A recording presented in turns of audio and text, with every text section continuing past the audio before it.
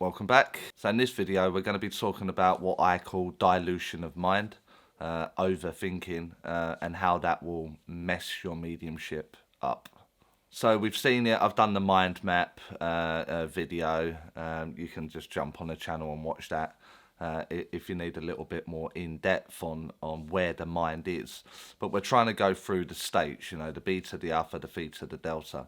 And we're trying to sit, in the alpha state, borderline theta state, to allow the communication to take place.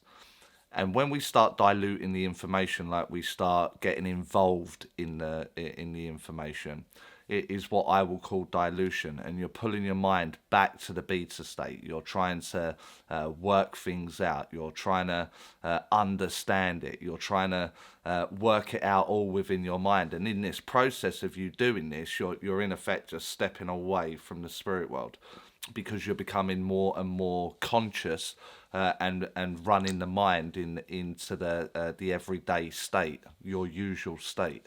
So this immediately will dilute the communication. It will make it feel weak, or your visions won't be as strong, or the sensations won't be as strong, because you're constantly thinking. And what we're trying to do is get into a level where we're in that perfect zone. You're in that between alpha and theta state. You're in the perfect zone for your communication to take place. And they bring forward statements, like I want to talk about the children. In your mind, you just want a moment where you go, how many? And they'll go 3. Boys, girls, and so you're not quizzing it. You're not coming out of gear. You're just allowing the idea to be impressed on the mind for you to then speak. So it'll be this constant wavering, and what you're trying to do is just get this very natural way to you that you can express it without trying to wreck it, without overthinking it. It's going to be another video about trying to understand. That's going to be another video, but this for this video we're looking at the dilution of mind. Now anything can cause the dilution. It could be a noise.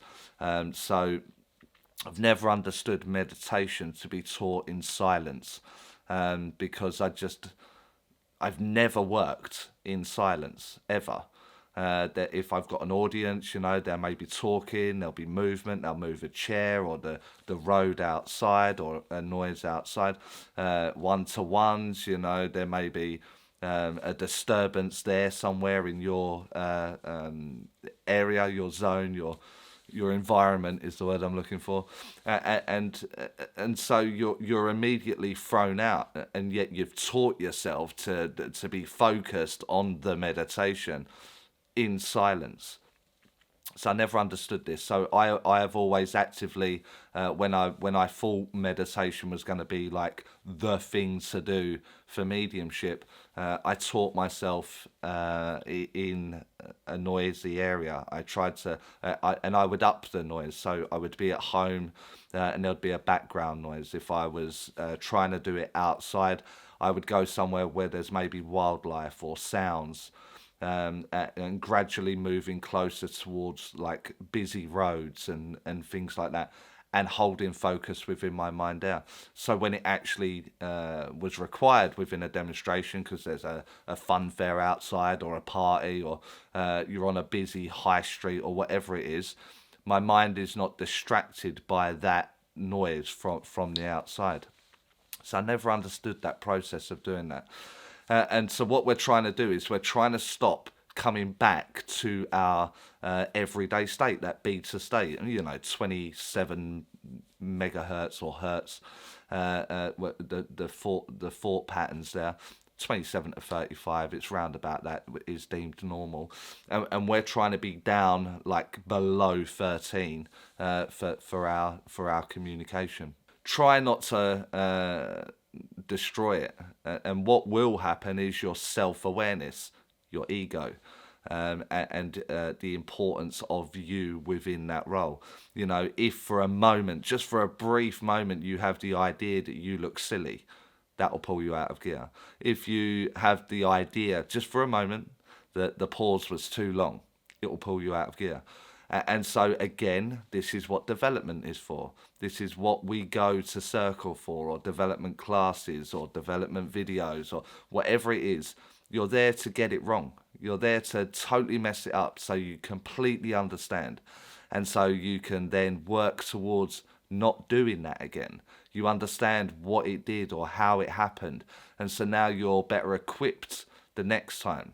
You may mess it up again. That's absolutely fine. That's the point of development. That's the point of circles. It's not about going and being wonderful or being absolutely marvelous at the first attempt. It's understanding you as the instrument and what makes your mind come out of gear, pull it out of gear, distracting thoughts.